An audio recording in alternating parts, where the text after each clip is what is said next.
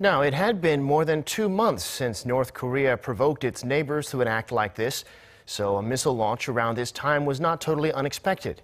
We'll now look back at the other missile tests this year, the patterns in their timing, and possible reasons why the North chose this morning to launch its longest-range missile so far. Arirang's Jeong-yeon has this report. North Korea has broken its 10-week lull in missile test launches by firing what appears to be its longest-range intercontinental ballistic missile to date. The latest test, which took place this Wednesday, is the 17th missile launch by the regime this year. And it's the 11th missile test by the North during the Moon Jae-in administration, starting with the Hwasong-12 that Pyongyang launched just days after the South Korean president took office.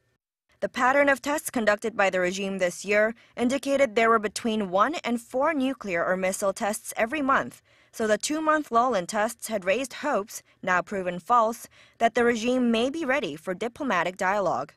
The latest launch, which broke this silence, raised speculation as to whether it can be taken as a sign of direct provocation against the U.S., as it comes on the heels of U.S. President Donald Trump's announcement on November 20th that the U.S. is designating North Korea as a state sponsor of terrorism.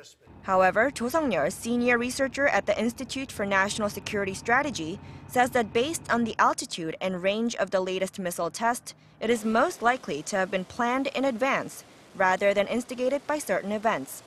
He also added that the 2-month lull in provocations was most likely for preparation and technical fine-tuning to accomplish the North's year-end goal of perfecting its nuclear and missile technology instead of a sign of change, as the international community had hoped.